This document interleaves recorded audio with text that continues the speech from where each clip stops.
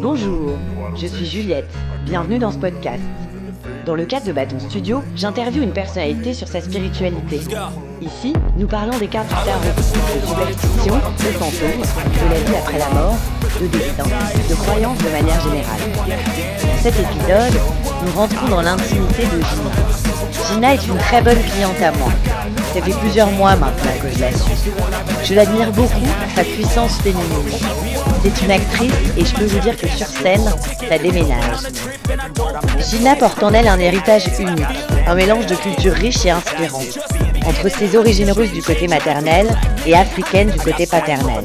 Ensemble, nous avons exploré son parcours, ses croyances et la manière dont ses racines multiples nourrissent son art et sa vision du monde. Gina est venue comme à son habitude chez moi dans le 18e, mais ce jour-là, je lui ai tendu le micro du cadre de bateau. Cet échange est riche, intime, vibrant.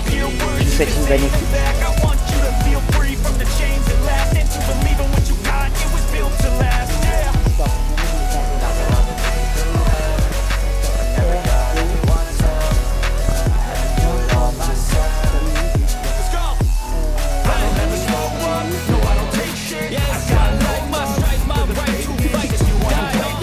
Oh non, le biathlon, on a tout perdu.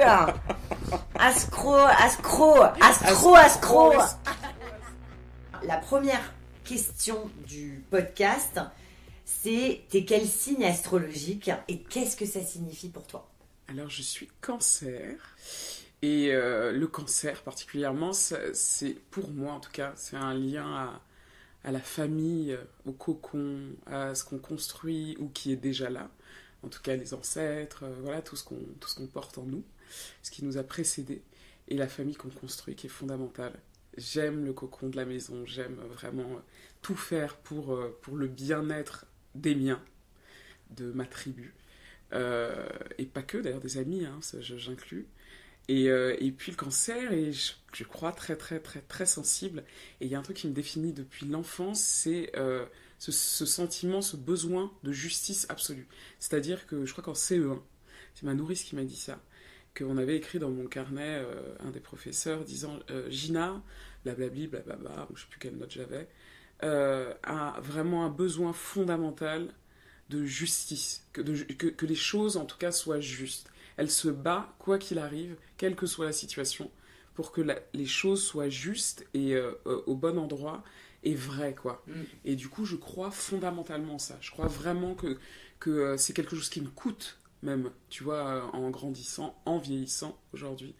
Et je me dis, ouais, parce que très souvent, il y a des situations dans lesquelles je me retrouve, malgré moi, ou parce que je l'ai choisi. Et je me dis non, là, ça bloque. Et jusqu'à ce qu'on arrive à comprendre pourquoi et que mon sentiment de justice soit plein et accompli, bah, j'irai jusqu'au bout, quoi. Ça, c'est dingue parce que t'es ascendant Balance. Balance, c'est cette énergie qui a vraiment envie que les choses soient justes, équilibrées. Donc c'est plus ton ascendant qui prend le dessus sur ta réponse. Ouais. C'est pas Cancer, c'est la famille, c'est la sécurité, la défense, la protection, l'ultra-sensibilité. Extrême. Il y a des défauts, hein, parce que là, on dit quand même des choses. C'est très, très rancunier. Ah bah tu vois, j'allais te dire l'inverse. En tout cas, je n'ai pas là... Si toutefois, peut-être j'ai une rancune envers quelqu'un, mais vaguement, je m'en souviens même à peine. En général, ça ne dure pas. J'arrive toujours à lâcher, prendre sur moi et me dire, allez, on avance et puis on va trouver une solution pour améliorer la situation. Et je déteste. Ça, c'est Balance. C'est ton Balance qui est très présent. T'es aussi, j'ai ta carte du ciel sous les yeux. T'as ton milieu du ciel, donc ta carrière en Cancer. Donc t'es faite pour faire famille, pour faire troupeau. Tu disais quoi déjà avec tes enfants, ma tribu? Ma tribu. Ouais, il y a un côté tribu aussi. Bah, de toute façon, t'es au théâtre ou alors t'es dans des tournages. Quoi qu'il arrive, il y a un esprit d'équipe et un instinct grégaire très fort. Nœud Nord en Taureau, donc c'est ta direction, donc c'est quand même... Les plaisirs de la vie, t'es une vénusienne. Ouais. D'ailleurs, tu fais de l'art. Tu m'as apporté des macarons sublimes. T'es sensible à la beauté. Tu sens toujours bon. C'est très taureau, ça. C'est très, tu vois, les matériels. Le taureau a un côté... pour moi, les deux plus superficiels du zodiaque, c'est les lions. Ouais. Mais j'adore, superficiel, enfin, Oui, j'aime j'entends. énormément les lions, moi. Ouais. J'adore les lions. Et on s'attire, j'adore, ils sont théâtrales, j'adore. Mais ils adorent le bling-bling, ils adorent les stars, enfin, tu vois, ils sont quand même très, ça lit voici le lion, tu vois. Genre, ça adore, ça fédère et ça fait de la musique, mais c'est la cigale. Tu vois ce que je veux dire? Ça adore les robes fendues et tout ça. Et les taureaux qui sont quand même très intéressés par les grandes maisons. Moi, j'ai plein de copains taureaux, on est les mêmes, hein. C'est la même énergie. Le scorpion adore l'argent aussi, hein, qu'on se le dise. Hein. Moi, je sais que c'était à bout. Mes 2 frères sont scorpions. On aime l'argent, on a un petit... et les taureaux qui est la même énergie mais à l'opposé, c'est-à-dire qu'il y a 6 énergies dans le zodiaque mais il y a 12 signes. Je parle de ça, les taureaux sont quand même très intéressés par les belles maisons, la bouffe, les plaisirs. Des esthètes aussi. Ouais. Ça rejoint le beau. Mon mari est taureau et effectivement il a ça. Il a un goût, mais surtout des fringues, des machins. La déco, tout. C'est dingue, depuis toujours. Et donc toi, t'as ce nœud nord hein, quand même en taureau, qui fait que tu vas quand même vers des plaisirs, voilà. Mars en cancer, soleil en cancer, t'as beaucoup de cancer, t'as du capricorne, du sagittaire et t'as un Saturne en scorpion. Revenons à ma question, qu'est-ce que ça veut dire d'être cancer, ou en tout cas, qui tu es? Tu es quelqu'un de très sensible, qui défend sa tribu et qui a une volonté, ça c'est ton ascendant, que les choses soient justes, équilibrées, équitables. Voilà. Complètement. Qu'est-ce que tu dirais d'autre pour te présenter aux gens qui arrivent dans ce podcast? Et on te présente bien évidemment sous les étoiles, à la lumière des étoiles. Under the stars. Non, bah écoute, moi je pense vraiment être profondément généreuse, sans doute à mes dépens. Quand j'étais toute petite, j'avais toujours une tirelire. Dès que j'avais 1 centime, je mettais tout pour pouvoir payer à mes frères et sœurs, parce qu'on est 6, des cadeaux, des trucs, mais jamais pour moi. Et donc c'est vrai que longtemps, pendant très longtemps, il y a encore quelques années, mon mari me disait, c'est fou, tu sais, t'as pas besoin de ça pour que les gens t'aiment. Et en fait, effectivement, il y avait sans doute un endroit aussi comme ça, je mettais pas ces mots-là là-dessus, mais effectivement, je crois que je suis profondément généreuse. Je vais essayer d'aller chercher des choses un peu plus négatives, parce que là, ça fait un peu... Mais après, effectivement, intransigeante aussi par moment. Je te dis, je me sens pas fondamentalement rancunière sur le long terme, mais intransigeante. C'est-à-dire que vraiment, quand j'ai capté... je suis très intuitive, et quand j'ai capté quelque chose, bah, j'ai du mal à m'en défaire, en fait. Et du coup, je m'acharne, même si c'est intérieurement, et ça me prend la tête, et je suis, tu vois, donc ça rejoint cette hypersensibilité qui me sert énormément dans mon travail, parce qu'il se trouve que je suis actrice, chanteuse, danseuse, et c'est vrai que tout ça est lié, c'est-à-dire que tout à coup, tu sais que t'es un canal d'émotions, et puis tu transfères aux gens, et je sais que c'est un don absolu, moi, quand je suis sur un plateau, en particulier théâtre, mais que ce soit aussi cinéma, ou peu importe, mais au théâtre, je trouve que c'est assez criant. J'ai besoin d'aller, les gens sont toujours très, mais pourquoi tu pleures, t'es machin, enfin tu vois, et en fait c'est malgré moi, c'est-à-dire que j'ai un besoin de vérité, de transmettre en tout cas la vérité aux gens on a une immense chance que les gens se déplacent, viennent nous voir et tout, donc effectivement je crois que ça rejoint la générosité, et après je peux être peut-être un peu de mauvaise foi, ou sans doute même. Sans doute même. Dit-elle les yeux dans le vague. Sans doute. Ouais, bah, évidemment, tu sais, je suis en fait je suis très sanguine, c'est-à-dire que vraiment soupe au lait, il y a des moments où ça part, et puis je pars toute seule dans des laïus, tu vois, d'énervement, mais seule, hein, dans une espèce de... Et en l'occurrence, mon mari, chéri, parfois me regarde juste observateur. Mais c'est pas un truc féminin, de cliché, d'hystérie féminine. Ah, j'ai pas du tout pensé ça. Non, je le dis parce que les gens peuvent le penser, souvent de se dire, tu sais... Non, mais c'est vrai, tu vois des vidéos sur Insta, tu vois des trucs souvent un peu parodiques, où il y a toujours la femme qui hurle et qui machin, et le mec est tranquille, il la regarde, il attend que ça passe. En réalité, c'est autre chose, c'est-à-dire que fondamentalement, ça vient de cette sensibilité, mais qui est à fleur de peau. Je suis une écorchée vive, pour des raisons aussi très personnelles, de vie, en tout cas de parcours de vie, d'enfance et tout ça.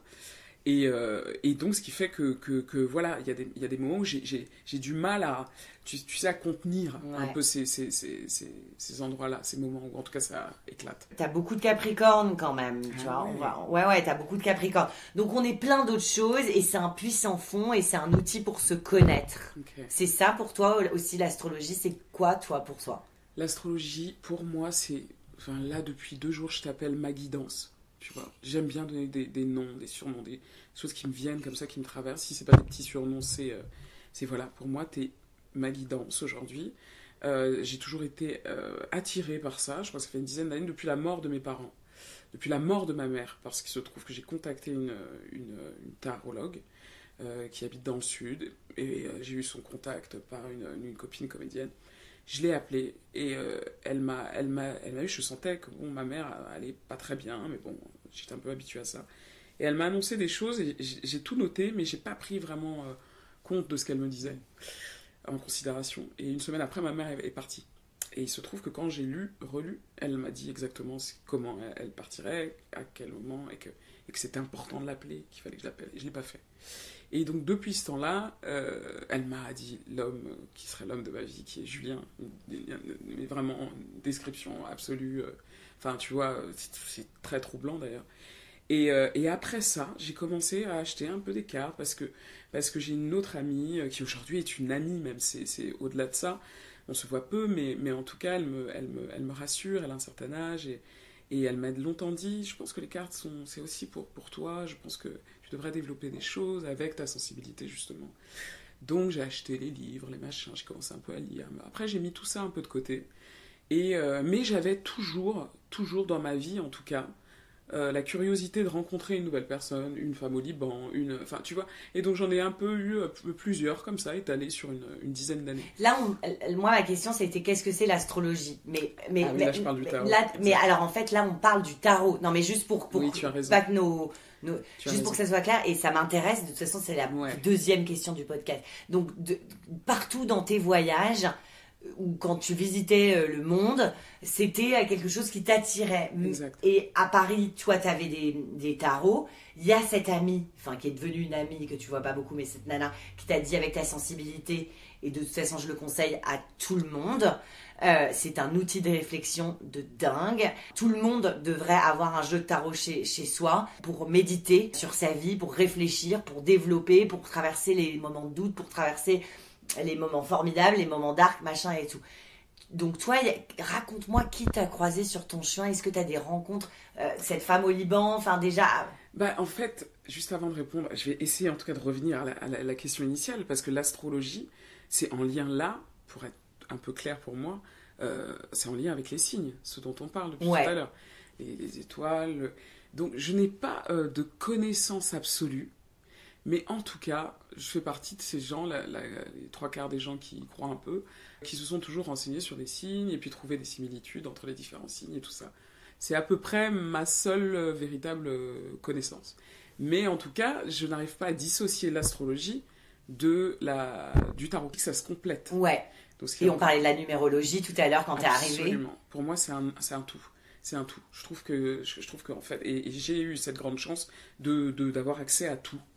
Et donc, oui, j'ai rencontré ces femmes-là, parfois par hasard, dont une tarologue très âgée, très connue. Attends, je t'arrête, c'est marrant que tu dises ces femmes-là. Il n'y a que des femmes, ouais. Moi, j'ai beaucoup vu d'hommes pratiquer aussi, quand même. Ah, c'est fou. J'en ai jamais eu, jamais. Ok. Jamais. Et je te dis consciemment ou inconsciemment, en tout cas, je n'allais pas... Parfois, c'est un contact qu'on me donnait et dont cette femme qui est très âgée, et je me souviendrai d'elle toute ma vie. Enfin, je l'ai eue au téléphone il n'y a pas longtemps, elle a pris des nouvelles très mignonnes.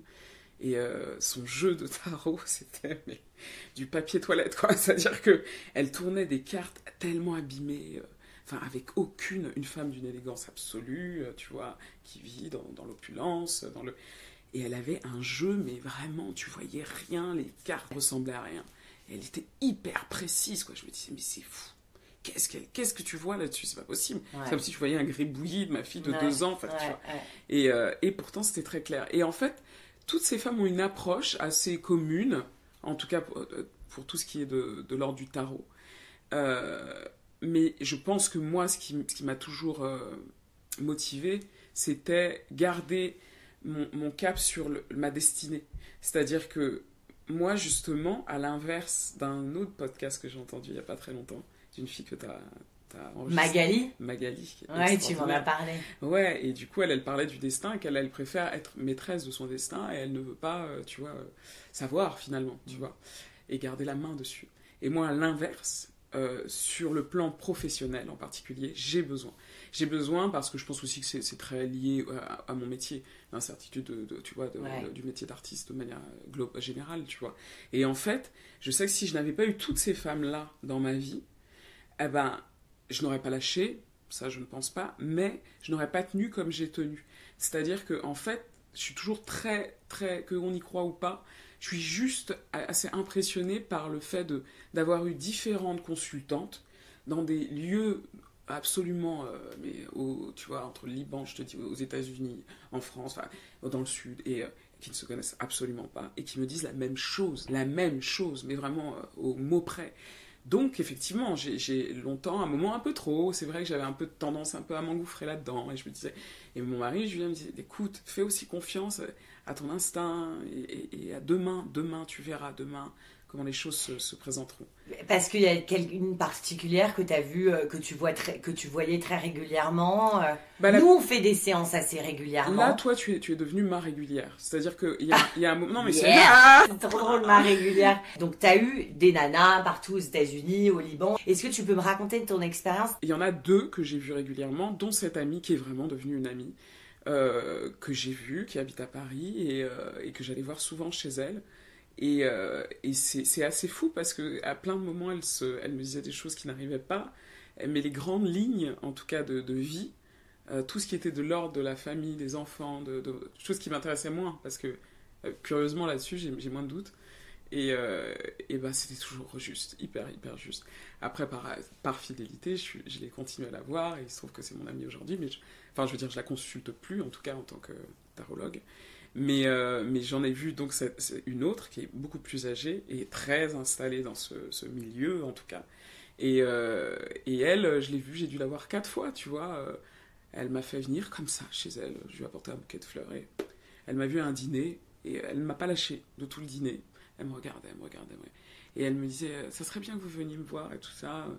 Et elle connaît à peu près tout Paris. Enfin bon, les gens viennent la voir. Et c'est vrai que cette femme-là, elle m'intrigue vachement parce que l'âge, parce que son parcours, parce qu'elle a écrit plein de livres, parce que son rapport aussi, parce que c'est un véritable métier aussi. Elle s'appelle comment? Yael Didier.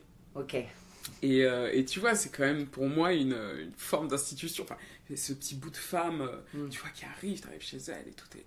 Et à la fois, je la trouve très humaine, elle a une drôlerie, elle a un décalage et elle est extrêmement juste. Donc elle, on va dire, voilà, c'est la dernière que j'ai vue assez régulièrement. Et aujourd'hui, je me concentre sur toi, parce que pour moi, c'est bien d'avoir des repères clairs. Ok, d'accord. Et quand Julien te dit, donc Julien ton mari, ouais, qui dit attention, il faut quand même garder ton esprit critique, tout ça. Comment tu le vis, toi? Que ça soit avec moi, avec ton ami ou avec Yael, qu'est-ce que ça te fait en fait? Qu'est-ce que tu vas chercher dans le tarot? Je vais chercher des réponses que, en particulier, ce métier ne me donne pas. Je suis profondément impatiente depuis toujours. C'est vraiment Vraiment, les secondes pour moi sont parfois c'est terrible à vivre. Donc, pourtant, paradoxalement, j'ai choisi le métier qui est le plus compliqué de ce point de vue-là. C'est-à-dire que tu es dans une attente absolue tout le temps. Mais j'ai besoin qu'on me dise, bon, tu es toujours au bon endroit, ça c'est une certitude, tu es toujours en place. Là, tu as vécu, par exemple, elle a pu me dire, il y a eu une magnifique ouverture après tout ton parcours du Conservatoire national, ton travail avec John Malkovich, et ensuite c'est comme s'il y avait eu une grande parenthèse pour maintenant rentrer dans un nouveau cycle et voilà, et tout à coup ça, par exemple, ça fait sens. Je vais chercher ce genre de choses qui me permettent d'avancer, et avancer dans l'âge aussi, et dans ma vie après personnelle, et pour pouvoir me dire que bon, je suis toujours quand même dans la course, et pour les bonnes raisons. Je commence pas un peu à vaciller ou à me désintéresser sans vouloir l'accepter fondamentalement. Je sais que je suis toujours autant habité par ça et a priori, j'ai raison, tu vois. Toi, t'as des jeux de cartes chez toi. Ouais. T'en as combien? J'en ai 5. Bah, c'est pas mal quand même. Ouais. C'est des choses qu'on t'a offertes, tu vas toi te les acheter. Comment ça marche? Alors, il y en a un qu'on m'a donné. C'était une boutique de tatouage. Et il y avait ce jeu de tarot de Marseille dans la vitrine, à Issy-les-Moulineaux. Et je suis venue, je crois qu'elle m'a fait un piercing, ou je sais plus ce que c'était. Et en partant, j'ai dit, mais vous l'utilisez ce jeu? pourquoi je dis ça? Elle me dit, non, c'est de la déco. Je fais, je peux vous l'acheter? Elle me dit, oh bah non, je vous le donne. Et du coup, je l'ai pris, donc j'ai eu mon tarot de Marseille. Après, j'ai eu des orientations par cet ami Emmanuel qui m'a dit, écoute, je te conseille de prendre tel bouquin au fil d'arcane, au fil d'arcane, je crois.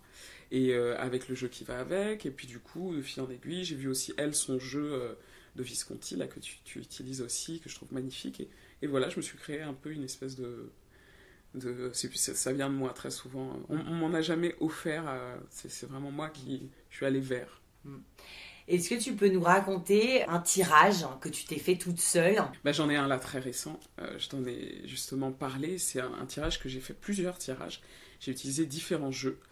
Et j'ai ressorti systématiquement les mêmes cartes, mais dans le même ordre, associées, voilà, la carte de la mort, associée à une carte qui, associée à la mort, signifie, en tout cas, dans les grandes lignes, si tu t'en réfères à un livre ou à Internet, c'est pas très joyeux, quoi. Disons qu'on s'oriente un peu vers une mort, qu'elle soit. Donc après, j'ai commencé à paniquer un peu, je me suis dit, tiens, c'est étrange, parce que mon intuition me dit, c'est très très bizarre quand même. Ça fait 4 fois que je tire, et je tremblais, et puis vraiment j'avais des palpitations, je me suis dit, oh là là, attends, c'est très très très étrange. J'avais une lumière qui clignotait et tout à la maison, je me suis dit, bon, ok, il y a plein de petits signes. Et voilà, et je me suis dit, tiens, il faut que je t'en parle. Parce qu'à la fois, toi, très rassurant, tu me dis, n'oublie pas que la carte de la mort ne signifie pas que ça. Et c'est très rarement ça, d'ailleurs. Ouais. La mort physique, ou la disparition de quelqu'un. C'est aussi la fin d'un cycle, c'est aussi le commencement, c'est aussi un changement aussi familial, voilà, de cycle familial, en tout cas. Et après, voilà, après, toi, tu m'as clarifié la situation, mais là, c'est le plus récent. Sinon, je me tire tous les jours. Depuis que je te vois, je crois, en fait, quasiment tous les jours, au moins une ou deux cartes par jour, que ce soit le matin ou le soir. D'accord. Et ce matin, t'as eu quoi? Ce matin, j'ai eu l'impératrice. Waouh! Ouais, et j'ai eu le diable à gauche. Et l'impératrice à droite. Alors, le diable, c'est nos peurs. Ouais. Mais c'est aussi ce qui nous passionne. Et c'est tous les besoins primaires, c'est toutes les pulsions. Mais ça peut parler de passion. Ouais, c'est ça. Et elle est bien aspectée, parce qu'il y aurait eu, si tu veux, tu as eu le diable et l'impératrice. C'est-à-dire que tu allais aujourd'hui t'exprimer, parce que l'impératrice, c'est l'art oratoire. Donc aujourd'hui, tu allais parler, tu allais t'exprimer, tu allais créer en fonction d'une passion obsédante, mais une passion. Et on fait le podcast aujourd'hui. Enfin, tu vois, et qu'est-ce que ça te donne comme leçon? Ça te donne, parce que chaque carte a un côté positif et un côté négatif. L'impératrice, elle dit, waouh, t'es admirée, t'es respectée parce que t'as une grande gueule, on t'écoute, t'es créative, c'est la force féminine qui s'exprime. Enfin, tu vois, c'est vraiment l'impératrice, waouh, chapeau bas, quoi, tu vois. Ouais. Mais en même temps, l'impératrice, le truc négatif, c'est, est-ce que t'écoutes vraiment les autres? Est-ce que t'entends vraiment les autres? Est-ce que tu parles pas toute seule? Est-ce que t'es pas un peu... Enfin, tu vois, t'as toujours le mauvais côté, le dark side de la force, en fait. Le diable, ça fait un peu flipper, c'est les peurs, mais c'est aussi, waouh, je dépasse. Je vais parler de mes peurs, je vais dépasser, je vais m'exprimer et je vais, au lieu d'être enchaînée, je vais rompre les chaînes, parce que c'est ça, le diable. C'est, en fait, mes peurs me bloquent. Et en fait, je me débloque et en fait, je vais m'exprimer sur des choses qui me passionnent, qui sont à l'intérieur de moi, des démons potentiels qui en fait sont hyper humains. Donc on va voir comment va se passer cet épisode, ce que tu vas nous raconter. Mais ce qui est certain, c'est quand on tire le diable et l'impératrice, c'est que aujourd'hui, soit dans notre épisode ou peut-être ce soir à table, enfin j'en sais rien ce qui va se passer, mais t'es dans des énergies de je vais faire quelque chose de mes peurs. Je veux faire quelque chose de ce qui m'anime. Donc, de quoi t'as peur? Je sais pas, mais en tout cas, on te demande d'en faire quelque chose. Parce que la créativité sort après. Tu m'as dit, à gauche, il y avait les peurs. Et à droite, il y avait la créativité. C'est, allez, on transforme, on y va. Ok, enfin, bon, là, on me voit pas, mais il y a une espèce de truc de chef d'orchestre. C'est l'impératrice, on parle d'art oratoire, mais parce qu'elle donne des ordres. Ouais. Elle a un projet et elle fédère et elle donne des ordres et elle est souvent représentée la poitrine sortie dans plein de decks. C'est qu'en fait, elle utilise son pouvoir féminin Non, mais ce truc, cette intériorité, tout le féminin, enfin voilà, moi qui ai une énergie que je dois vraiment bosser, qu'on doit tous bosser. Mais la douceur, l'écoute, en fait, le féminin, c'est un sacré truc, hein. Le masculin aussi. Mais le féminin, c'est un sacré truc. C'est l'amour inconditionnel, c'est l'écoute, le respect, la patience. Et je parle pas des femmes qui doivent être patientes, je te parle du pôle féminin chez les hommes. Il n'y a pas de genre dans le tarot. Seulement, le pôle féminin, c'est celui où il y a de la bienveillance, il y a de la douceur, enfin tout ce que peut incarner la mère parfaite, enfin tu vois, cette espèce de truc d'écoute tranquille quoi. Okay. Moi, c'est mon interprétation. Bah oui, parce que j'ai pas lu. Je me suis dit tiens, je vais lui en parler, je verrai. Et toi, c'était quoi ton interprétation? Bah, en fait, je savais qu'associé à une bonne carte, a priori, telle que l'impératrice, ça avait, en tout cas, ça contrebalançait avec les énergies, le côté sombre de la carte du diable. Mais j'ai pas vraiment... Je me suis juste dit, je pense qu'il y a un équilibre là, quelque part. Mais voilà, j'ai pas creusé plus que ça. Je me suis dit, tiens, je vais te demander quand même. Non, mais parce que tu vois, mine de rien, quand t'es en apprentissage, surtout quand t'apprends un peu par toi-même, bah oui, tu t'en réfères un petit peu à Internet en faisant hyper gaffe à tes bouquins, tes trucs. Mais donc, ça te donne des grandes lignes, tu vois, tu peux pas rentrer dans une explication comme la tienne. Donc oui. Mais si tu vas pouvoir. Le diable, c'est nos peurs, on en a peur, c'est nos démons. C'est les substances comme la cocaïne, l'alcool, la bouffe, les amours obsessionnels, hein, c'est-à-dire que voilà, tout ce qui nous enchaîne. Et l'impératrice, c'est la créativité. Donc quand elles sont ensemble, on va faire quelque chose, on va se... Voilà, en fait, l'une éclaire l'autre. Ok. Il y a plusieurs tirages, il y a des tirages en croix, tu passé, présent, futur, tu peux même poser une question genre alors est-ce que je vais avoir tel ou tel casting ou je sais pas quoi, et là tu vois ce qui sort. Ça te donne un indice, tu vois, incarne ça. Enfin, après tout dépend comment tu poses ta question, mais est-ce que tu sens que tu progresses? Oui, très clairement. Très clairement. Avant, voilà, comme je te dis, je m'en référais, mais bon, je sentais un peu les cartes. Bon, fatalement, quand tu vois une carte qui a l'air un peu sympathique, avec un personnage, comme tu dis, il y a les cartes de cour et les cartes de majeures et les cartes mineures. Et du coup, dans les majeures, voilà, forcément, tu vois l'impératrice, le roi, bah, tu te dis, bon, il y a du bon. Voilà, c'était juste en termes de sensation. Avant, j'étais un peu observatrice, tu vois, observer un peu ce que les cartes me racontaient. Moi, je dis juste un truc qui me fait réagir à chaque fois quand la mort sort ou quand le pendu sort, les gens disent « Ah, quelle horreur !» et tout. Je tiens vraiment à te le dire et à redire. Chaque carte a un côté positif et un côté négatif. Même l'impératrice, même le soleil, même l'étoile, il faut en faire le tour. C'est-à-dire, l'étoile, c'est est-ce que t'es pas en train de vivre trop dans l'espoir? Enfin, tu vois, l'espoir fait vivre, oui, mais c'est quoi la réalité? Tu vois ce que je veux dire? T'attends que les choses s'alignent, mais bon, il y a un moment où il faut y aller. L'impératrice, c'est est-ce que t'es pas trop autoritaire et en train d'être arrogante, enfin, il y a des côtés négatifs. Le soleil, c'est est-ce que t'es pas trop en train d'être la cigale, à te la kiffer, alors que bon, enfin, il y a toujours dans chaque... Et même quand t'as le pendu, les gens disent « Merde, j'ai encore eu le pendu, j'ai encore eu l'ermite, alors que je posais une question sur ma situation amoureuse, ça veut dire que... » Non, l'ermite, ça veut dire que tu prends le temps de connaître qui tu... Enfin, je veux dire, c'est la sagesse, le pendu, c'est voir les choses différemment. Donc oui, il y a une forme de recul, mais il n'y a pas de carte mieux que les autres. Oui, je tiens vraiment à redire ça aujourd'hui. Il n'y a pas de carte mieux que les autres. Et je crois aussi, pour rebondir sur ce que tu dis, que ce qui est déterminant, c'est pour ça que je te dis qu'avant j'étais très observatrice, à regarder les détails, en fait, de ce que raconte là. Tu parles de l'ermite qui avance avec sa lampe torche, tu vois. Et du coup, je regardais, je me disais, tiens, c'est marrant, parce qu'elle a l'air relativement grise, un peu sombre, cette carte avec sa longue barbe, et en fait, t'as quand même un point de lumière. Et tout à coup, qu'est-ce que ça... Tu vois, ça contrebalance... Un point de lumière de dingue. Moi, j'adore l'ermite. L'ermite, c'est celui qui guide les autres. C'est l'énergie du druide, c'est l'énergie de la sagesse.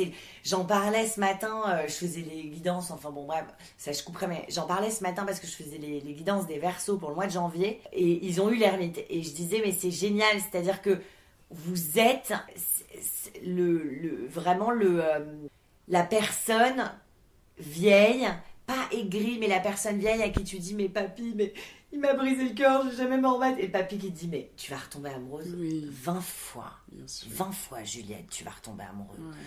Donc, et espèce de détachement. Oui, moi quand j'étais ado, franchement je trouve que ça va de mieux en mieux. Je souffrais le martyre. Je trouve que plus ça va, oui, on avance vers une transformation, enfin pour le coup voilà, une transcendance évidente, mais je veux dire quand même plus ça va, plus tu relativises, plus tu sais reconnaître ce qui est vraiment important. Regarde comme c'est beau cette bon là il y en a pas, mais regarde comme c'est beau cette pie. Moi j'ai des pies, je veux dire c'est l'ermite. D'accord. C'est l'ermite de savoir apaiser. Ouais. C'est l'apaisement. La sagesse quoi. La sagesse.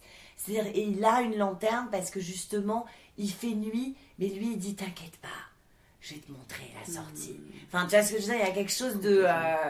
Complètement. Et c'est pour ça que c'est intéressant de les observer, toutes ces cartes, quel que soit le jeu d'ailleurs. C'est très important. Je t'en mets là, si tu veux en regarder 2-3. C'est laquelle t'as préférée?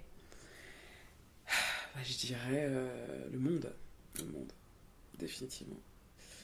Ouais, le monde. Le monde, qu'est-ce que ça veut dire pour toi? Le monde, ça représente mes origines. Je suis russe, camerounaise. Ça représente l'exploration. Ça représente le fait d'être coupé entre deux continents. Encore une fois, ça raconte mon histoire très personnelle. Être né en Afrique et être arrivé en France quand j'avais 3 ans et demi. Et d'une mère russe, on allait en Russie et tout le temps. Et d'être fondamentalement russe avec notre nationalité russe en étant métisse afro-russe. C'est le côté polyglotte de ma mère, c'est le fait de parler plusieurs langues à la maison, et c'est ma volonté profonde de voyage, alors que je suis très casanière, paradoxalement, et que j'aime mon cocon, mes louveteaux, ma tribu. Mais j'ai besoin d'ouvrir au monde, parce que je crois que c'est une grande chance que ma mère et mon père nous aient donné ces richesses-là, d'être originaire de plein d'endroits différents. Parce que quand tu remontes en plus dans les choses, il y a de la Pologne, tu vois, il y a de l'Allemagne, et c'est passionnant, quoi. Et donc du coup, ça t'offre une ouverture immédiate. Être à sa place dans le monde. Exactement. Et d'être ouvert à l'autre. Écouter aussi les autres. C'est la dernière carte majeure du tarot. Ah, tu vois, ouais. Et la rondeur, j'adore. Ouais, c'est vraiment ma carte. Ok, alors, est-ce que t'es spirituel? Ah ouais, très très très clairement spirituel. Depuis toujours. Depuis toujours, parce que ma mère l'était énormément. Les Russes, les Slaves, en tout cas, peut-être pas tous, mais en tout cas dans ma famille c'était le cas. Et elle avait quelque chose comme ça, en lien avec des croyances aussi orthodoxes, je veux dire, de par ses croyances... autre, mais en tout cas sa spiritualité, elle éclaboussait un petit peu la famille et forcément moi ça m'a éclaboussé assez vite. Elle avait quoi comme pratique? C'était des choses assez simples, des bougies, elle répétait beaucoup de sortes de prières, des mantras. Ouais, des mantras, exactement, en russe. Et voilà, sa façon de chantonner, quand elle faisait du piano par moment, j'ai pas l'impression qu'elle jouait vraiment, enfin comme si elle s'adressait aux disparus, parce qu'il se trouve que moi j'ai pas connu mes grands-parents qui sont morts très jeunes, et du coup elle pleurait beaucoup les disparus, ses parents, et elle leur parlait beaucoup, quoi. Et du coup c'est vrai que son rapport à la mort, qui était difficile pour nous enfants, parce que je voyais très souvent une petite fille pleurer sa maman, quoi. Et c'est vrai, non, et du coup c'est très, très intéressant, parce que je me rends compte qu'aujourd'hui avec mes enfants, j'essaie de faire tout l'inverse et leur expliquer. Mon fils qui a 5 ans me pose des questions sur la mort, sur ce pourquoi Babouchka, sa grand-mère, et son grand-père, il ne les voit pas, où sont-ils? Alors, où sont-ils? Je lui ai dit quelque chose qui me semble assez juste, sans doute que je lui ai mieux dit que ce que je vais dire là, mais je lui ai dit que je pense qu'en tout cas ils sont dans un endroit très apaisé, qu'ils ont vécu une vie très remplie, pleine d'amour, pleine de tout ce qu'il y a de riche dans la vie, et qu'il y a un moment de leur vie où il a fallu que la vie s'arrête, parce qu'ils avaient besoin de se reposer, et ils sont dans un endroit, tu peux l'imaginer, tu peux rêver de tout ce qui te fait rêver, même dans ses lectures, ses dessins animés, dans ses premières images son imaginaire d'enfant. Et je lui ai dit, associe ça à une image que tu veux, ça peut être les étoiles, ça peut être ce que tu veux. Mais moi, en tout cas, je crois en ça. Ça ne veut pas dire que c'est une vérité absolue. J'essaie de lui expliquer ça aussi. Parce qu'après, on peut lui parler de mots comme un paradis, vraiment trouver des termes très clairs. Et moi, j'aime bien l'idée que lui s'approprie une image et qu'il s'imagine qu'ils sont très souvent, je lui dis que c'est quand même au-dessus, parce que je les sens et que je sais qu'ils sont là pour les protéger, veiller sur eux. Et voilà, donc la spiritualité, elle est bouleversante, parce qu'elle m'a habité très vite, moi, enfant. Et en fait, je vois mon fils qui, depuis plus d'1 an maintenant, qui pose des questions sur ses grands-parents. Et là, il revient régulièrement là-dessus. Elle est super, ta réponse. Écoute, en tout cas, on fait comme on peut, tu vois. Après, c'est très intéressant, parce qu'il l'a posé dimanche, c'était repas de famille, avec ma belle famille, qui, eux, sont très cartésiens. Enfin, vraiment, pour le coup, je pense que le terme, même spiritualité, je pense que c'est quelque chose d'assez vague. Et je me souviens, on était à table, et ils étaient tous la tête baissée, à regarder leur assiette. Et moi, je lui ai expliqué tout ça, et il continue à me poser des questions, donc je les verrai jamais. Et j'ai dit, en tout cas, tu ne pourras pas les voir comme tu le vois là, mais tu peux les imaginer, tu peux regarder les photos et te leur parler. Ils vont t'entendre. Tu peux les sentir. Tu peux les sentir, ils peuvent, tu sais, passer au-dessus de toi. Ils seront toujours là, en tout cas, une forme. Et donc, ma belle-mère a répondu, c'est compliqué. Et c'est drôle, parce que cette réponse, elle est très significative aussi d'une génération, tu sais, de gens justement qui ne croient pas. En tout cas à cette forme de spiritualité-là, à l'après, au qu'est-ce qu'on devient, et comment poétiquement aussi tu peux raconter ça à un enfant pour que ce soit un peu moins violent que juste te dire « il est mort, ça s'est arrêté », et puis, enfin, tu vois, et sans t'éloigner de la réalité aussi, de dire que c'est une véritable disparition, en tout cas physique. Mais c'est vrai que en voyant ma belle-mère, la tête comme ça, sur son assiette, dire ça, je me suis dit « ah, quelle erreur !» Quelle erreur. Pas pour elle, parce qu'en réalité, elle a ses convictions à elle, mais... Tu vois, je pense que c'est là que ça commence. De dire à un enfant de 3, 4 ans, c'est compliqué, qu'il associe la mort, l'après, à quelque chose de compliqué. Je trouve que c'est très... J'en ai parlé avec une thérapeute qui m'a dit, c'est là que les choses commencent à... Ça peut être très marquant, en fait, dans l'esprit d'un enfant. Évidemment. Il va associer ça à... Et moi, ma mère, qui pleurait beaucoup ses parents, du coup, pour moi, la mort, c'était... terrible. J'étais là, avec ma nourrice, j'étais toujours là en pleurs. Mais si tu t'en vas, Et du coup, elle me rassurait, elle très croyante, catholique, elle nous apprenait beaucoup de prières, tu vois, alors qu'on n'est pas baptisé. Mais on avait, voilà, il y avait à la maison vraiment diverses croyances qui venaient comme ça se rejoindre. Et la spiritualité, en tout cas, planait partout. Dans quelques endroits, on a vécu dans plein de lieux différents, que ce soit en Afrique, Russie, France, et en fait, elle a toujours été là, cette spiritualité-là, qui, je dis, se mêlait aux croyances concrètes, orthodoxie, catholicisme, enfin, tu vois. Et en fait, c'était intéressant parce que ma mère s'est fait baptiser peut-être 1 an et demi avant sa mort. Et à Saint-Pétersbourg, et c'est fou, je me souviens de ces photos avec le pope, et tu vois, et je trouve que ouais, les cérémonies religieuses, en fait, parfois, quand tu les regardes autrement, comme regarder l'ermite, un pope, il ressemble à un ermite, avec son truc, au-dessus d'elle, l'encens, et tout à coup, j'avais des images, moi, qui n'évoquaient pas la croyance en une religion, mais plutôt en quelque chose de spirituel, tu vois. Oui. Donc après, c'est une question de point de vue. La Bible, le Coran, enfin tout ça, c'est des lois sublimes. Sublime. Sublimissimes. Et c'est spirituel. Enfin, si tu veux, la spiritualité, c'est vraiment autre chose que les religions. C'est sûr.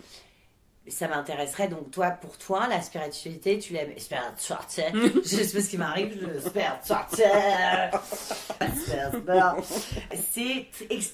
Ta réponse, c'est la mort. L'au-delà. C'est marrant. C'est drôle. Pour moi, la spiritualité, c'est croire en soi. c'est une partie de ma réponse. En fait, je t'ai répondu à ça parce que je rebondissais il y a 2 jours, mon fils qui parle de ça. Il est certain que ça n'est pas que ça, ce qui est déjà énorme, c'est ce que tu dis. Mais effectivement, au contraire, moi, en plus de ça, il faut quand même qu'il y ait des aspects très positifs. Et la spiritualité, c'est aussi un alignement, je crois. C'est aussi arriver aussi tout à coup. L'âge le permet parfois, les expériences de vie, la maturité, et parfois, tu as des gens qui sont extrêmement spirituels très jeunes. Enfin, tu vois, mais je pense quand même que voilà, l'épaisseur de vie permet aussi d'arriver à la ressentir de plus en plus. Et la connexion, voilà, je te dis, avec ceux qui sont passés, moi je vais revenir à la mort, mais en tout cas, moi je sais que ceux avec qui nos sont, ancêtres, avec l'histoire de l'humanité, quoi, avec notre histoire. Exactement. Et est-ce que la spiritualité, attends, c'est trop drôle, ça serait pas développer, enfin, sa sensibilité, son intelligence émotionnelle de comment, enfin, c'est-à-dire cette histoire. Alors moi, je suis de religion catholique, même si j'adore, enfin, je suis entourée de tout et que tout m'intéresse. Ouais. Enfin, j'ai pas trop de bouddhisme malheureusement parce qu'à Paris, il y en a pas beaucoup. Ouais. Bref, je fais ce que je peux, j'en ai croisé 2-3. Ouais, je vais en inviter un sur le podcast d'ailleurs. Il y a des leçons sublimes comme si quelqu'un t'attaque. Si tu tends l'autre joue, bah c'est une force c'est une force de dingue. Et ça, je sais, c'est pas tellement catho, c'est spirituel as fuck. C'est toutes les leçons de vie. On retrouve les leçons dans le tarot, on les retrouve dans plein d'outils différents, dans l'astro, enfin, il y a plein dans les livres, dans plein de choses. Mais si tu veux, grosso merdo, si tu vis une expérience humaine, donc t'es un être humain, tu vas ressentir de la jalousie, tu vas ressentir de l'insécurité, tu vas devoir prendre des risques, et c'est représenté par les cartes du tarot. C'est ça en fait le tarot. Et c'est ça la spiritualité, que ça soit des histoires, des contes. Mais pour moi, La Fontaine, c'est un c'est un délire. Ouais, c'est un délire de beauté. La montagne qui accouche, enfin toutes ces fables, c'est des leçons qu'on retrouve dans le tarot, qu'on retrouve dans la... Bon, il y a mon chat qui est tombé. Bon, bref, c'est trop bizarre. Il est bête, sa maison. Putain, mais mon chat, c'est le seul qui retombe pas sur ses pattes, quoi. Oh, il est petit, bébé. Oh, il s'est éclaté. C'est éclaté au sol. Toi, t'es spirituel parce que t'as une connexion avec les morts. Parce qu'avec les vivants aussi.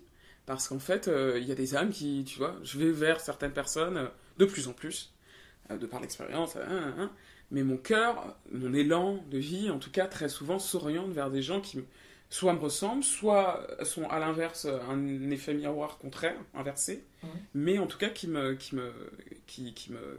font grandir, m'apportent pas rien à voir avec du matériel, je parle vraiment humainement, fondamentalement, et que du coup, le simple fait d'échanger, on peut parler intellectuellement, mais parfois, quand ça dépasse l'intellect, bah du coup, je sais que là, j'ai rencontré quelqu'un de spirituel qui m'a été, tu vois, envoyé d'une certaine façon parce que il se rapprochait de mon endroit de... Je crois fondamentalement que c'est une question de sensibilité, comme tu disais, et émotionnelle. La base fondamentale, c'est ça. Et donc, après, tu vas vers des gens qui soit te ressemblent, comme je te dis, soit à l'inverse, te ressemblent pas nécessairement, mais t'apportent des choses, et inversement proportionnelles, bien sûr.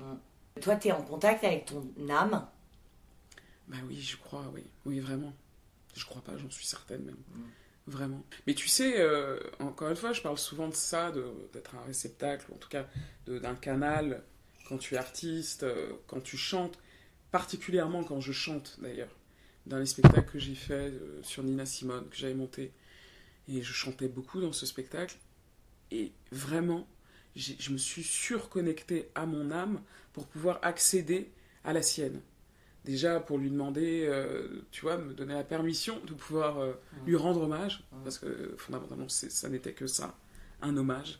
Et j'ai eu besoin vraiment de passer par ça, tu vois, et puis chaque soir, vraiment, voilà, la vénérer peut-être pas, c'est peut-être pas le mot juste, mais en tout cas la remercier, quoi, être dans la gratitude infinie, et du coup, j'ai besoin de me connecter fondamentalement à mon âme, et tout à coup, dans la voix, je sais qu'il y a un truc qui se passe.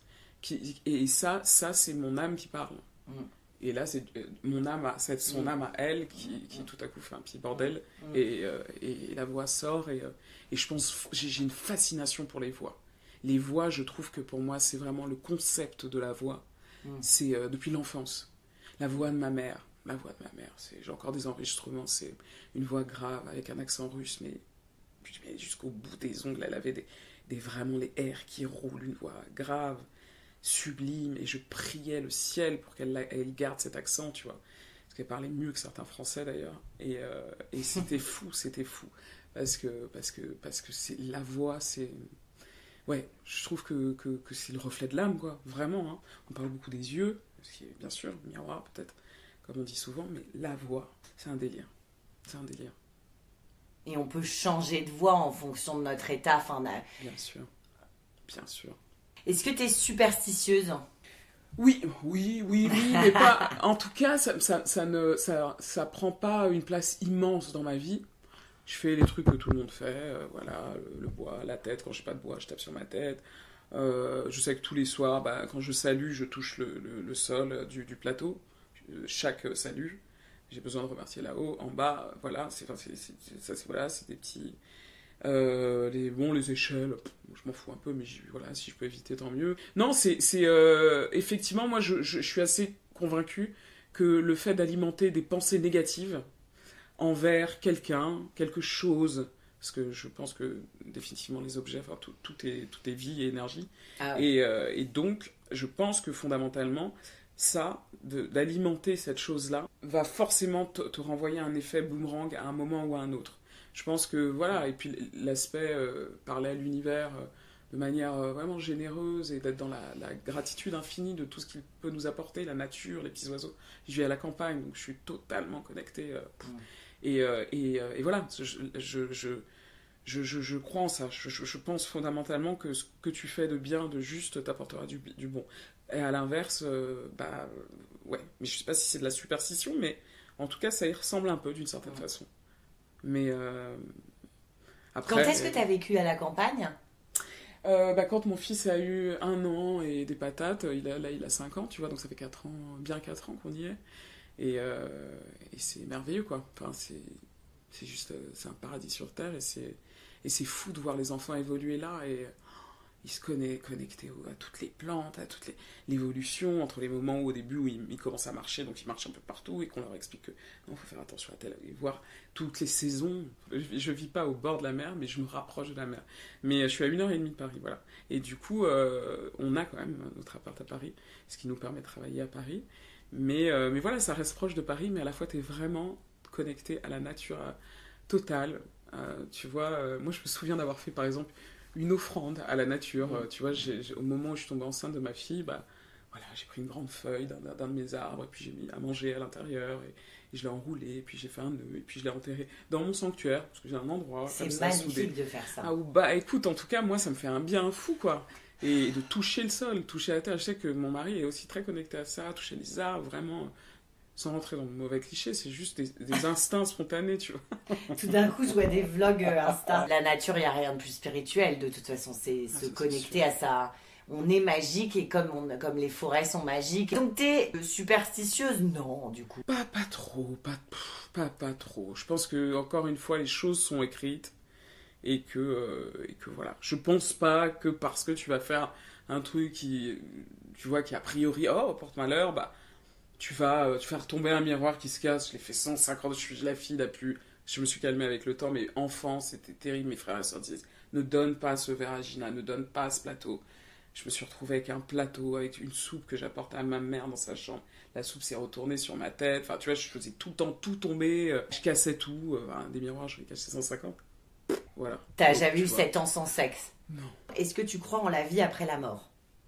Définitivement oui. Oui, parce que j'ai eu beaucoup d'expériences de mes parents.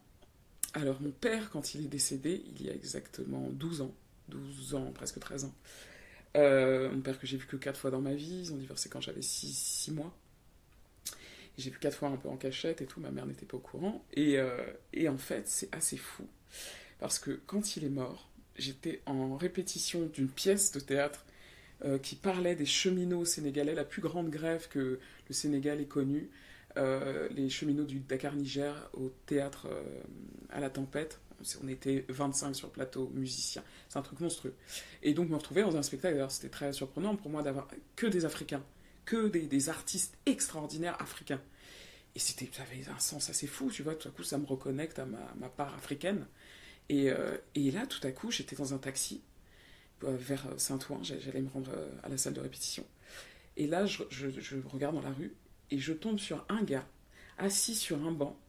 Je le vois déjà un peu de loin comme ça. Et plus j'approche mon visage et je le regarde, c'était mon père. C'était exactement lui. C'était son visage. Et plus on se rapprochait, parce qu'au départ, je faisais, attends, c'est peut-être une illusion de... J'avançais.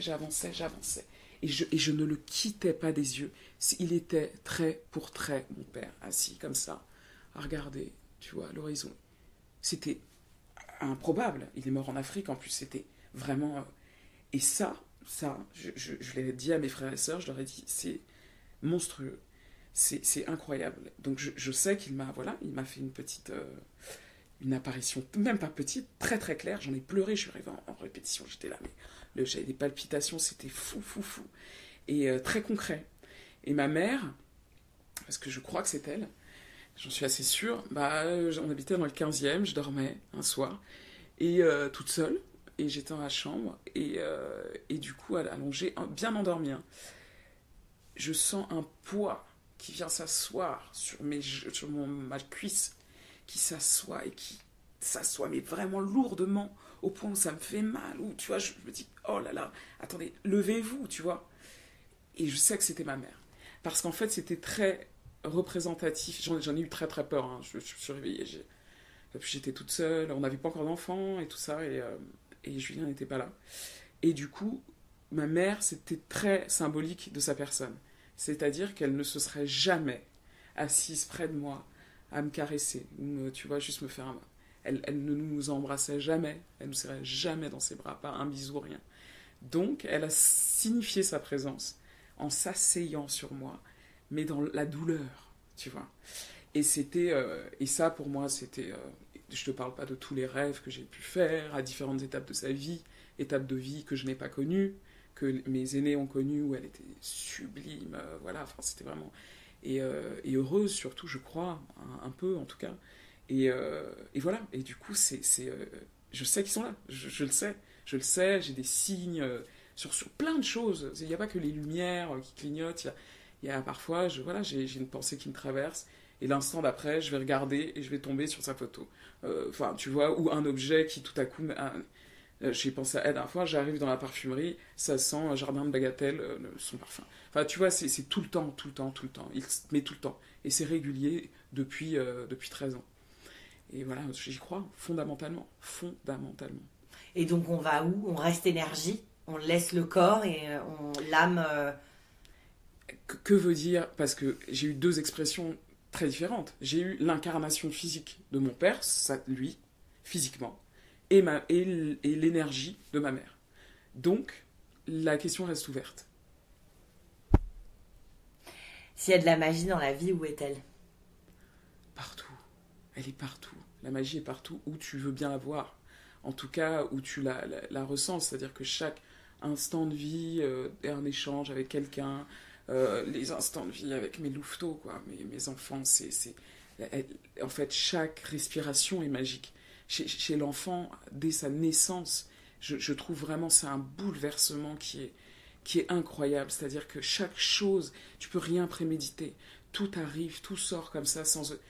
Et la possibilité, la probabilité qu'il fasse tel geste ou qu'il me dise tel mot à un moment où je me sens dans un état terriblement triste, mais qu'à la fois il ne faut pas lui montrer, ou en tout cas je ne veux pas l'affecter parce que mon fils aîné, Isaac, est extrêmement sensible, eh bien, la magie opère. Et il sait ce qu'il doit me dire. Il sait à quel moment il va intervenir et comment ça va se...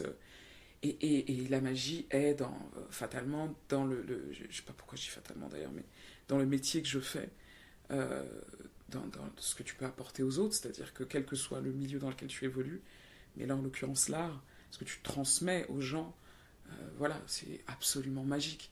Entendre les gens rire, pleurer. J'ai des gens qui sont venus à Avignon pleurer, des gens personnes âgées qui avaient été bouleversées, ça leur racontait leur histoire de vie, de couple, et c'est magique, quoi. Mais j'ai 100 000 exemples. Donc la magie, c'est la connexion avec la nature, notre nature, Ouais. et la connexion entre nous. Exactement. Et la nature pure. Et la nature pure. Ça, c'est sûr. Les oiseaux, les arbres. Moi, j'aime les oiseaux aussi. J'aime les oiseaux. Ils sont J'aime tous les animaux, mais les oiseaux... Enfin, tous les animaux. Il y en a où j'ai un peu peur quand même. Mais on les aime quand même. Quoi. Bien sûr. Donc la magie, elle est... Tu parles quand même de ton métier, ouais. C'est magique. Bah, d'une certaine façon, oui, parce que tu touches l'âme. Paf. Tu vois, paf. Et quand tu arrives à vraiment toucher directement au cœur les gens, mais qu'est-ce qui fait que tout à coup ça... Et puis l'amour, la rencontre avec l'amour de ma vie, mon mari. Enfin, tu vois, ce gars, je l'ai vu, et je savais. Et il ne s'agissait pas de coups de foudre, de papillon dans le ventre ou quoi que ce soit. Non, c'était juste une évidence. Je me suis dit, lui, c'est sûr que je vais le revoir. Et ça s'est fait 1 an plus tard et tout ça. Et on a passé une nuit à se tenir la main, à marcher dans les rues, Trocadéro. Enfin, tu vois, c'était la nuit n'en finissait plus. Et c'est fou, quoi. Ça c'est de la magie pure. Enfin, tu vois, rien n'est prémédité. Ça arrive parce que ça doit arriver et c'est magique. Est-ce que tu peux raconter une expérience magique ? Une expérience magique.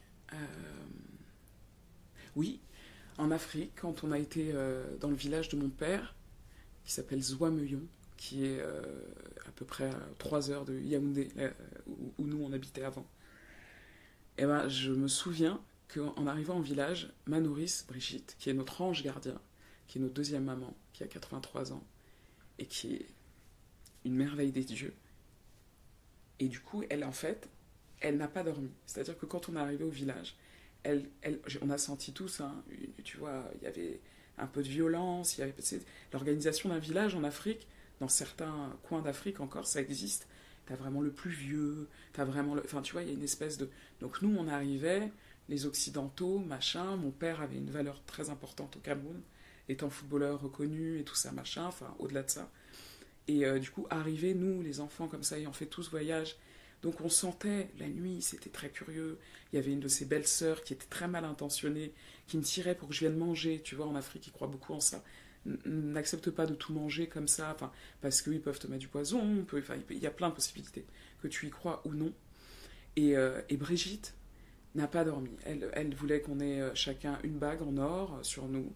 Elle avait de l'eau salée sur toutes les fenêtres. Elle mettait de l'eau salée. Et je sais que sans sa magie à elle, et sans ses actions à elle, bah, je pense fondamentalement que on serait reparti soit fou, soit je ne sais pas, mais je le sais fondamentalement.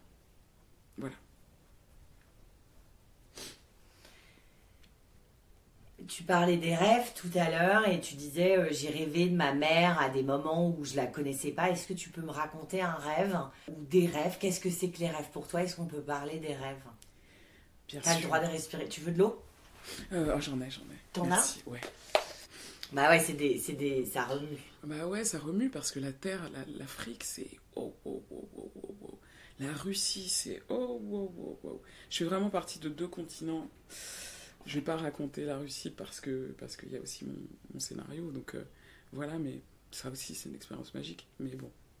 Et du coup là, ta question c'était les rêves. Les rêves, ma mère, j'ai rêvé d'elle très tard après sa mort, vraiment quelques mois après. Et très souvent, je la voyais habillée avec, tu vois, des robes sublimes, tu vois, toute fine comme elle était, grande, blonde, aux yeux bleus. Elle était toujours chaussée de talons aiguilles. Enfin, une femme vraiment très objectivement. Je vouais une fascination absolue pour ma mère. C'est-à-dire que ma mère avait quelque chose d'assez fou, c'est que souvent, si on était amené à regarder la télé, quand j'étais jeune, j'habitais encore avec elle, elle avait toujours un miroir devant elle et elle ne regardait pas la télé, elle se regardait. Et ça me fascinait. Elle avait les yeux bleus perçants, les yeux du ski, tu vois. Moi, je la regardais de profil, je la regardais, je me disais, c'est fou ce qu'elle fait. Elle se regardait dans le miroir. Elle se regardait. Elle était toujours dans une espèce de, tu vois, de maîtrise, tu vois, d'elle, de regarder le temps qui passe, les secondes qui passent. Ma mère, voilà, elle aussi, c'était une magicienne à part entière, tu vois. Mais très, très surprenante. Et en fait, elle n'a pas supporté aussi le fait de vieillir. Ça, c'était quelque chose de... Elle avait dit, de toute façon, avant 50 ans, je ne serais plus là. Elle le savait. Et du coup, c'est vrai que Elle est décédée à quel âge, hein? Elle avait 53 ans, en fait. Ouais, ou 52 peut-être. Et du coup, c'est vrai que ce qui était assez curieux, c'est de la voir si belle, si épanouie, si je la voyais entre l'Afrique, la Russie, mais jamais en connexion avec moi. Tu vois, plus comme une espèce de prêtresse, comme ça, qui se baladerait, un ange, une nymphe, tu vois. Et en fait, je me suis dit, bon, elle a l'air d'être bien, en tout cas, qu'elle a accédé à peut-être un niveau d'épanouissement, en tout cas, après sa mort. Mais après, il y a eu des revers où j'ai rêvé d'elle très mal, dans des situations que j'ai déjà vécues, où elle était très dépressive, très mal. Et ça me ramenait systématiquement où on a grandi en banlieue parisienne. Toujours, et moi toujours, dans la recherche de... C'était un très grand appartement où on vivait, et à chaque fois, je repassais dans chaque pièce, et elle était toujours là. Elle était toujours là à un endroit, mais très sombre, très très sombre. Et ça, c'est vraiment... J'ai plus rêvé d'elle de cette façon-là que dans cette espèce de plénitude et de clarté, de beauté. C'est quoi pour toi les rêves ? Les rêves, c'est quand il y a une part de spiritualité, c'est une certitude. Je pense que c'est une connexion énergétique, en tout cas, avec les gens, particulièrement disparus. Ça peut être des prémonitions aussi, j'y crois beaucoup. Et puis, ça permet aussi de résoudre des situations que tu peux avoir vécues le jour même ou une semaine avant. Et tout à coup, tu reconstitues le puzzle soit à l'envers, soit tout à coup dans l'ordre. Et soit tu décides de l'écrire le matin, donc tu t'en souviens, soit voilà, tu restes juste... mon plus grand rêve, celui que je fais le plus souvent, très systématiquement, depuis que je suis enfant, c'est de voler. Je vole. Mais je vole comme un oiseau. C'est-à-dire que vraiment, j'ai les ailes, tu vois, je prends de l'élan, je vole. Et tout le monde me voit. Et j'ai toujours le regard des gens qui me regardent, c'est pas possible, elle vole. Et ça, et j'ai cette sensation absolue de voler et de leur dire, attendez, je repars. Et je vole encore, et je vole, et je vais plus haut, et je vais plus haut. Et ça, je crois que c'est vraiment le rêve qui m'habite le plus, quoi. Ok. T'as de la chance, j'adore. Moi, je l'ai fait aussi de voler, mais il y a longtemps maintenant. C'est vrai. Ouais, je l'ai pas fait depuis longtemps. Est-ce que les choses pour toi sont écrites ? Oui. Donc là, tout ce qu'on se dit, c'est écrit ? Certainement. Il est où le free will alors ? Il est dans des choix alors plus personnels, c'est-à-dire que je dirais que dans ma vie de tous les jours, des choix que je peux faire en termes avec mon mari d'éducation pour les enfants, des choix du quotidien, des petites choses du quotidien, d'aménagement du quotidien, voilà, ce que tu as envie de manger ou pas, enfin des choses qui paraissent un peu plus futiles.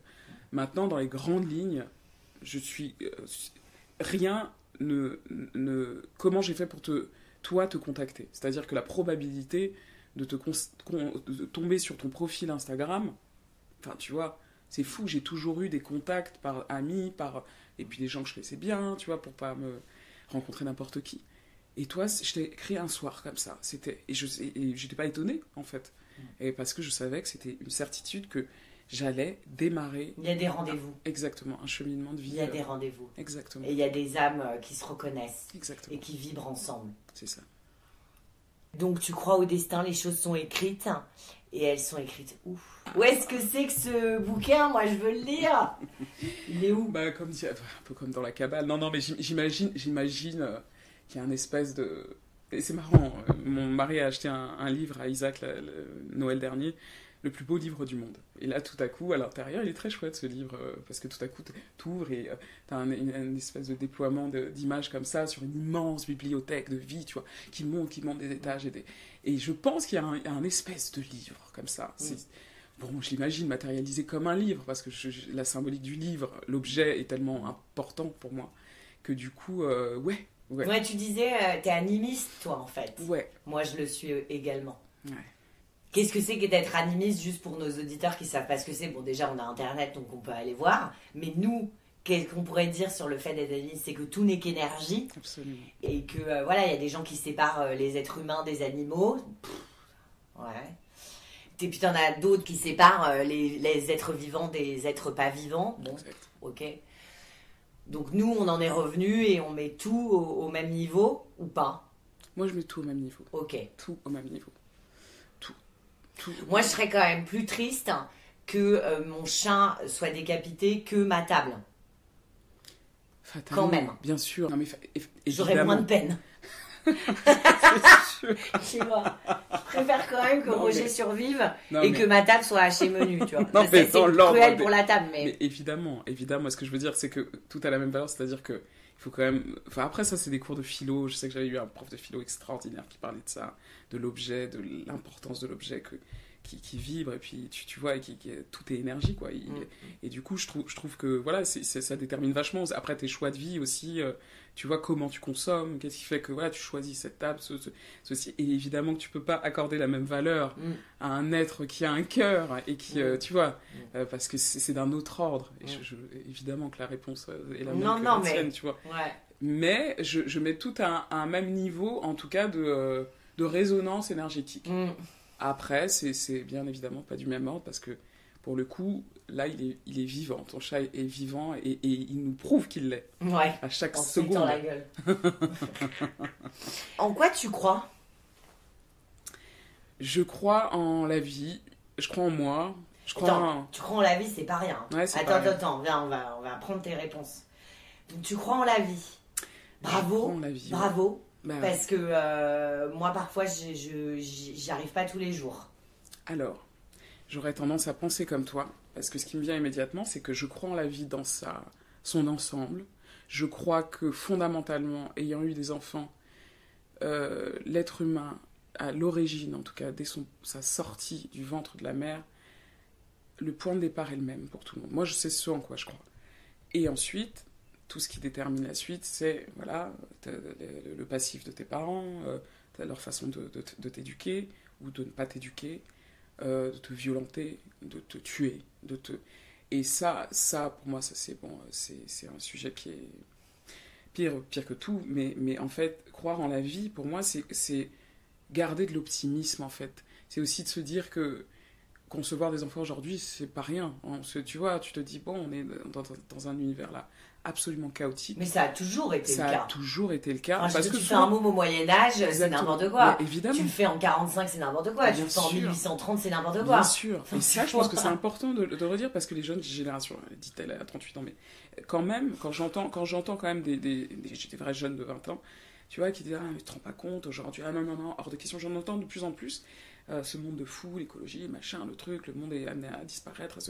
Je lui dis, ouais, mais en réalité, moi j'ai foi en eux. Voilà, je crois en mes enfants, je crois en l'avenir, donc je crois en la vie. Donc je crois que ces nouvelles générations peuvent être amenées à partir du moment, bien évidemment, où tu les orientes, où tu essayes en fait de les ouvrir le plus possible, ils feront leur choix, en définitive. Mais en tout cas, si le point de départ est quand même de vivre en conscience, et dans parce que tu vois, mon fils, souvent je lui dis, oui, il y a des personnes mauvaises, et comment c'est possible qu'il y ait des personnes qui font du mal aux enfants, et tu vois, et là on le fait de plus en plus tôt, que maintenant les enfants soient alertes, mais concernant tout en fait. Et donc je crois en la vie, je Moi, suis on me le disait optimiste. quand j'étais gamine, qu'il y avait des malades mentaux dans la rue, qu'il fallait que je fasse gaffe, que tout le monde n'était pas gentil. Ouais, mais ça m'a pas fait peur, je l'ai compris bien tard, moi. Moi, je sais pas pourquoi j'ai eu une bonne étoile, plus ou moins, mais on me le disait, on te le disait pas, toi? Ma mère, pas vraiment, très curieusement. En fait, elle ne voulait pas qu'on sorte. C'était sa façon, tu vois, de ne pas dire avec des mots, mais elle voulait pas qu'on sorte. On a dû, tu vois, faire le mur ou sortir, mais vraiment très très tard. Elle nous enfermait, quoi. Il fallait vraiment... donc, enfin non, elle nous enfermait dans le sens où on n'avait pas le droit, tu vois ce que je veux dire. Comprends. Mais en tout cas, nous, on en parlait un peu, mais c'était pas aussi ouvert qu'aujourd'hui. Ouais, il y a eu beaucoup de progrès quand même. Ouais, je pense à une amie très proche, Mylène Chapiron. Je peux dire son nom parce que c'est une merveille, et c'est une queen qui travaille beaucoup là-dessus, qui est chanteuse, entre autres, et dessinatrice aussi, qui a fait plein de bouquins. C'est évidemment tous achetés pour Isaac, qui parle du corps de l'enfant, tu vois, les noms, comment tu dis non. Tu vois, ça, ce sont mes parties intimes. Et là, c'est intégré. Ma fille de 2 ans, elle a compris. Elle me montre, tu vois, entre eux aussi, entre moi. Ils sont enfants, c'est vrai. Il faut les laisser aussi découvrir, tu vois, les choses. Mais là, t'es obligé. Et je sais que parfois, je le fais sans doute peut-être un peu trop. Parce que ouais, mais c'est pas grave. C'est pas grave. Ouais. Je crois que, tu vois, au pire, ils iront voir une psy pour parler un peu de ça plus tard, mais fondamentalement, c'est pas grave. Au mieux, ils iront voir une psy. Au mieux. Donc, en quoi tu crois en la vie et en l'avenir? Exactement. La vie, l'avenir. En l'éducation. En l'éducation. Je suis très, très optimiste parce que je me dis que on passe par cette phase qui a toujours été, comme tu dis, c'est des cycles qui laisseront place encore à, tu vois, voilà, à de nouvelles possibilités positives, c'est sûr. Alors, on arrive à la dernière question du podcast. Déjà. Après, je te fais un tirage, qui est ma question préférée. C'est quoi l'amour pour toi? L'amour, c'est vaste, hein. C'est tellement vaste, parce qu'en fait, ce qui me vient immédiatement, je reviens au début du podcast, c'est la famille que tu construis. Ta famille, tu peux ne pas t'entendre avec des gens de ta famille, mais en tout cas, ce lien inconditionnel, le fait que tu sois capable de... Je prends souvent l'exemple de cette femme qui a soulevé une voiture pour que son bébé puisse, tu vois, sortir et qui est morte ensuite, parce que elle a trouvé la ressource absolue, comme cette femme, Bataclan, enceinte jusqu'aux dents, qui a tenu pendant, mais je ne sais pas combien de temps, avec les deux mains comme ça, à la fenêtre, et qui a tenu. Elle aurait pu s'effondrer en 3 secondes pour l'avoir vécu avec un ventre énorme, c'est pas possible. Donc je crois en ça. Elle a survécu, la nana du Bataclan? Elle a survécu. Et la nana de la voiture, je connais pas cette histoire. C'était dans un fait divers, il y a quelques années que j'avais lu ça, et je crois que je sais pas si c'était aux États-Unis.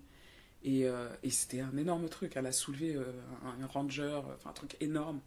Et elle a pris toute sa puissance de mère, d'amour inconditionnel.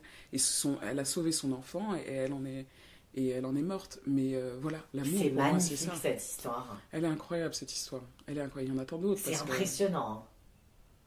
C'est les ressources qu'on a, en fait, sont... c'est-à-dire que vraiment...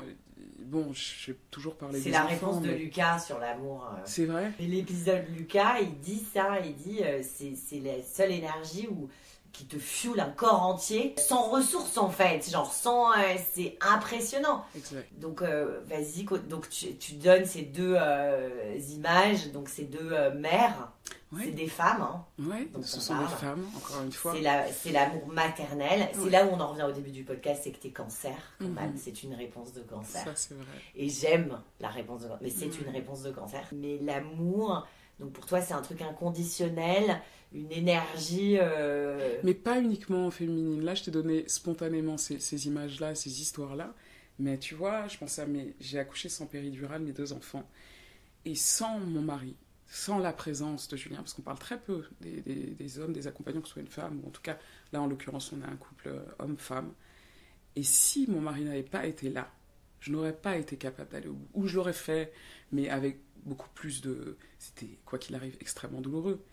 Mais sa présence et sa façon de m'accompagner, je le voyais dans son regard, dans sa façon de me toucher, dans sa motivation, l'amour absolu. Et Julien, sans lui, mais vraiment, très souvent je le dis, on me félicite, oh, super, c'est incroyable. Je dis non, il n'y a rien d'incroyable là-dedans. Ça s'est fait, le premier, ça s'est fait naturellement. Je me suis dit, tiens, le deuxième, j'ai senti que j'en serais peut-être potentiellement capable. Et Julien était encore là. Et ça, c'est une chance merveilleuse, parce que quand je vois des femmes qui accouchent seules, et elles ne sont jamais seules, il y a les sages-femmes, mais en tout cas, qui n'ont pas une personne qui est là parce que son cœur, parce que l'amour qu'il porte à sa femme, à son enfant, qui vient à naître et qui lui aussi travaille comme un fou pour descendre et arriver au monde, tu vois, je trouve que cet absolu là, cette espèce de je vois un truc rond, tu vois, comme la poche avec un fœtus à l'intérieur, mais en tout cas, cette plénitude, le monde, bah voilà, pour moi c'est très représentatif de l'amour.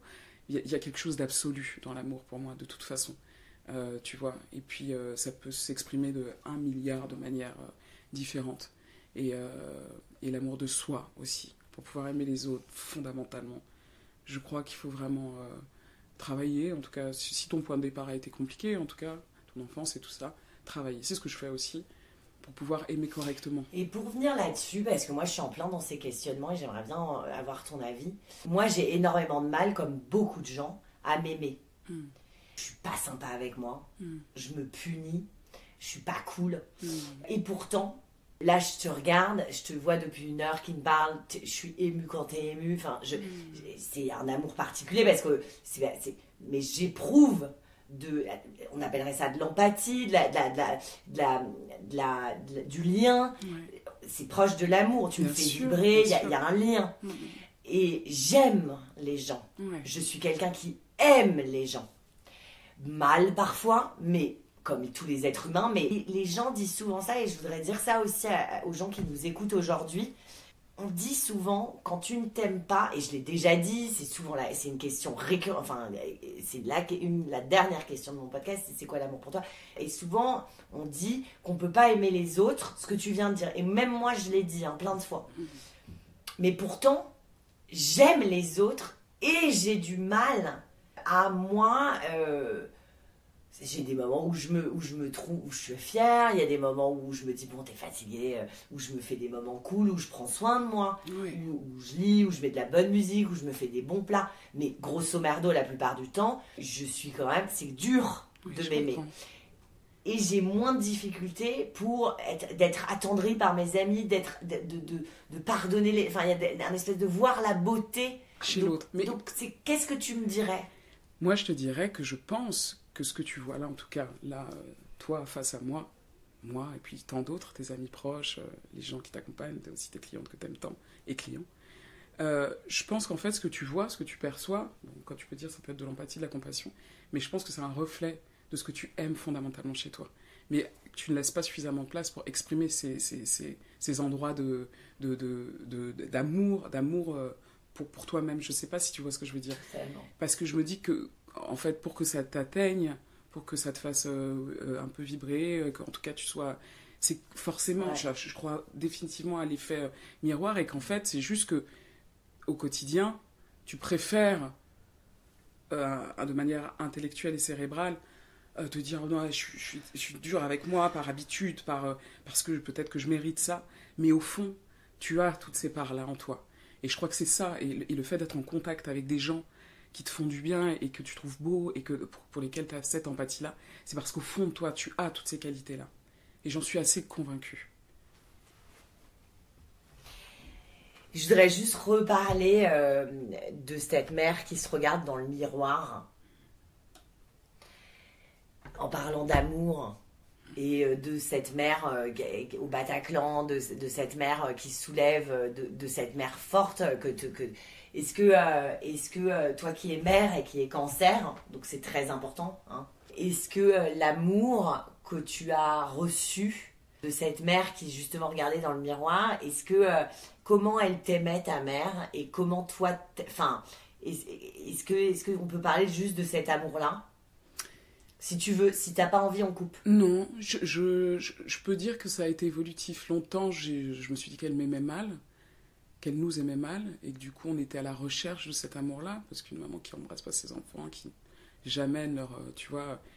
Et j'ai compris avec le temps, avant sa mort quand même, qu'elle nous aimait à sa façon, avec les outils qu'elle avait, avec le vécu qu'elle a eu, avec le père violent qu'elle a eu, avec les difficultés de vie terribles qu'elle a pu connaître en ex-URSS. Et c'est l'âge et la maturité et la réflexion et mes lectures et mon regard sur elle qui se regarde, mon regard de Gina qui l'a regardée à 8 ans et quand je la regardais à 14 et à 16, c'était tout à fait autre chose.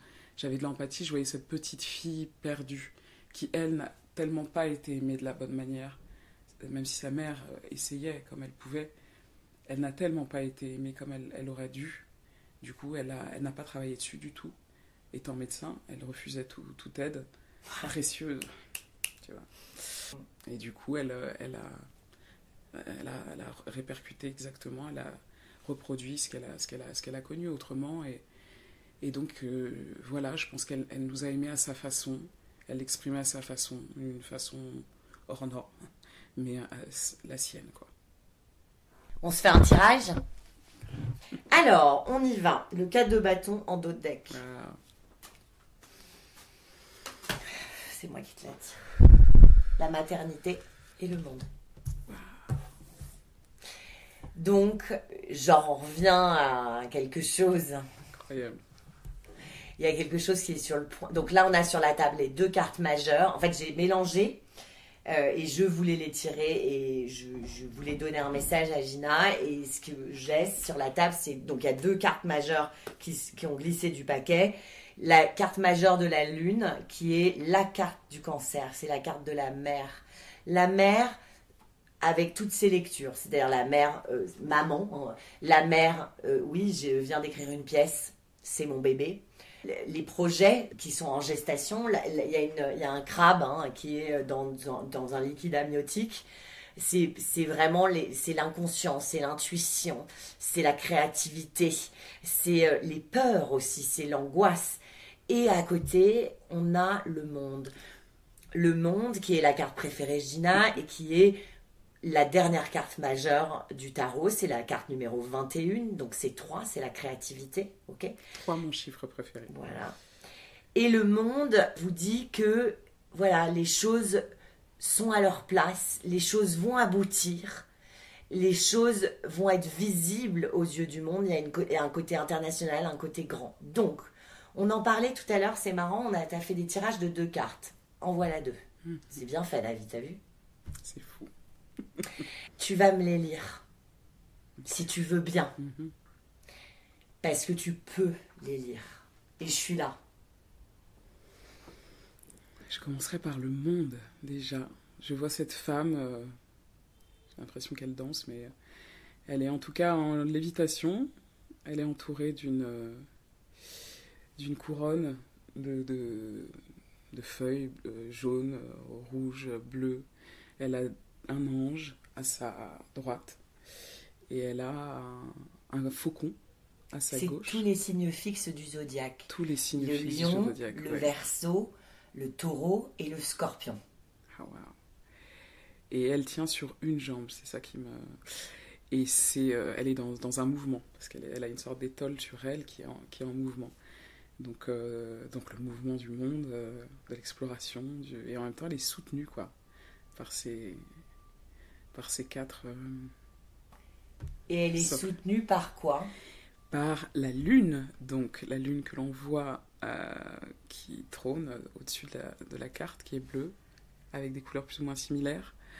Il y a 2 loups, donc qui se font face et à la fois qui sont orientés vers la lune. Il y a derrière une forteresse et puis il y a effectivement, je dirais même plus qu'un crabe, c'est plus ce qu'on mange qui coûte très cher. Une langouste. Homard. Dans le liquide bleu amniotique de la mer. Et du coup, je trouve qu'elles se répondent, mais même en termes de couleurs, de colorimétrie et d'organisation des symboles, ces 2 cartes-là. Donc pour moi, c'est l'ouverture, c'est le voyage, c'est le champ des possibles. Le voyage créatif. Il y a quelque chose qui s'aligne, qui va s'accomplir, qui va aboutir. Il y a quelque chose où tu as terminé un cycle, parce que c'est le monde, et tu es prête à replonger dans ta créativité et à enfanter. Tu es prête, tu as terminé quelque chose et tu t'apprêtes à mettre au monde, parce que c'est ça, à mettre au monde, même si ça veut dire qu'on va avoir un peu des angoisses, hein. Même si ça veut dire que ça va pas être clair tout de suite, parce que la nuit, quand la lune brille, on n'y voit pas très clair, un arbre devient un monstre, et le lendemain, en fait, on se dit, ah mais non, mais c'est un chêne sublime. Enfin, tu vois, il y a ce truc-là où on voit tout du mauvais côté. Donc, tu termines un chapitre, il y a l'une éclaire l'autre, hein, c'est comme je te disais tout à l'heure. Tu termines un chapitre et tu es prête, tu es pleine. Tu es pleine de quoi ? De quelque chose qui va naître, qui va voir le jour. Juste après la lune, il y a le soleil. Donc tu repars sur un chemin. Il y a des remparts quand même. Il y a des remparts. Bah sinon c'est pas drôle. Ah, sinon c'est pas bon. Sinon, si la vie c'était trop facile, ça serait pas facile, ça serait nul. C'est clair. Tu vois ? Bien sûr. Merci Gina pour ta générosité, merci d'être venue, merci pour Merci tout ce que tu as partagé avec nous. Est-ce qu'il y a quelque chose que tu voudrais rajouter ? Je voudrais vraiment pousser les gens, en tout cas ceux qui sont intéressés ou que ça traverse l'esprit, même une fois comme ça, au milieu de nulle part, de vraiment commencer à regarder les cartes, avant tout écouter pour le coup vraiment tes podcasts, te suivre parce que c'est un cheminement qui commence aussi là. Et du coup, ça éclaire vachement sur la suite, sur la découverte de ces fameuses cartes et de cette guidance quoi, de vie, quoi, parce qu'effectivement, ça a une influence. Il n'est pas seulement question, ou il n'est même peut-être pas du tout question du destin, mais au moins je pense que ça peut aider ça peut nous permettre d'évoluer, en fait, jour après jour, et nous donner un peu des clés pour pouvoir avancer dans ce monde parfois chaotique, mais avec un peu plus de sérénité, je crois.